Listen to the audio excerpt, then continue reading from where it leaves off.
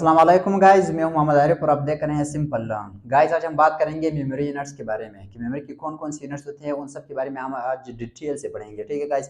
तो गाइस अगर आपने चैनल को सब्सक्राइब अब तक नहीं किया है तो चैनल को सब्सक्राइब कर देना और वीडियो को लाइक कर देना, अपने दोस्तों के साथ भी शेयर कर देना। चले चलते हैं बोर्ड की तरफ गाइस। सबसे पहली बात तो ये है, हमें ये समझना चाहिए गाइस कि कंप्यूटर जो है वो किसी भी लैंग्वेज को जो है अंडरस्टैंड नहीं कर सकता। कंप्यूटर सिर्फ एक ही लैंग्वेज को अंडरस्टैंड कर सकता है और वो है बाइनरी लैंग्वेज। बाइनरी लैंग्वेज मतलब उसमें सिर्फ दो डिजिट हैं, 0 और 1। दो डिजिट है, बाइनरी का मतलब भी दो ही है। दो डिजिट्स जो है वो उन्हीं लैंग्वेज को जो है समझ सकता है कंप्यूटर।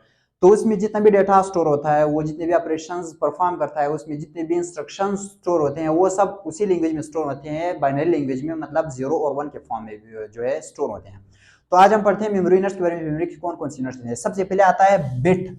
एक बिट जो है ना 1 बाइनरी डिजिट के बराबर होता है। बाइनरी डिजिट हमें पता है कि बाइनरी लैंग्वेज में सिर्फ दो डिजिट से, एक 0 और एक 1 है। और बिट जो है या तो 0 होगा या 1 होगा, मतलब सिर्फ एक बाइनरी डिजिट होगा। और ये जो है स्मॉलेस्ट यूनिट ऑफ स्टोरेज है, ये स्टोरेज का सबसे छोटा और स्मॉलेस्ट यूनिट जो है वो बिट है।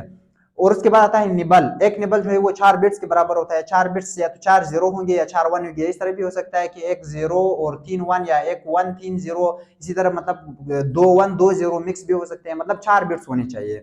उसके बाद आता है बाइट। बाइट जो है वो 8 बिट्स या 2 निबल्स के बराबर होता है। 8 बिट्स हो चाहे या 2 निबल्स हो, वो कम्प्लेक्स भी हो सकते हैं, सिर्फ जेरोस भी हो सकते हैं, सिर्फ वंस भी हो सकते हैं, जैसे भी हो सकते हैं।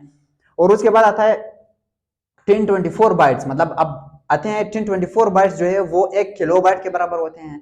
मतलब 1024 बाइट्स 1 किलोबाइट या 1 केबी के बराबर होते हैं। उसके बाद आते हैं 1024 केबी। 1024 केबी जो है वो 1 मेगाबाइट या 1 एमबी के बराबर होते हैं। और फिर 1024 एमबीज जो है 1024 एमबीज 1 गीगाबाइट या 1 जीबी के बराबर होते हैं। और उसके बाद 1024 जीबीज जो है वो 1 टेराबाइट या 1 टीबी के बराबर होते हैं।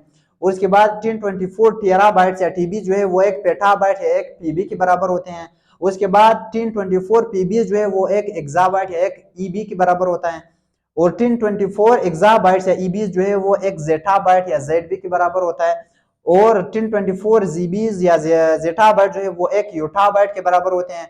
और 1024 यूटाबाइट्स 1 ब्रोंटोबाइट के बराबर होते हैं, बी। और 1024 ब्रोंटोबाइट जो है वो 1 जियोबाइट के बराबर होता है। और जियोबाइट जो है वो लार्जेस्ट यूनिट ऑफ स्टोरेज है।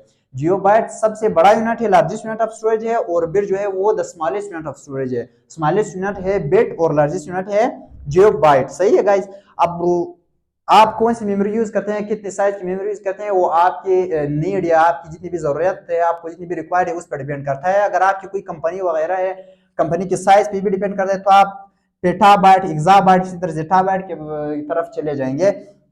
और हमारे कंप्यूटर में जो स्टोरेज होते हैं आजकल जो है नॉर्मली जो यूज होते हैं वो टेराबाइट के हिसाब से यूज होते हैं, मतलब 1024 जीबी यूज होते हैं उसमें।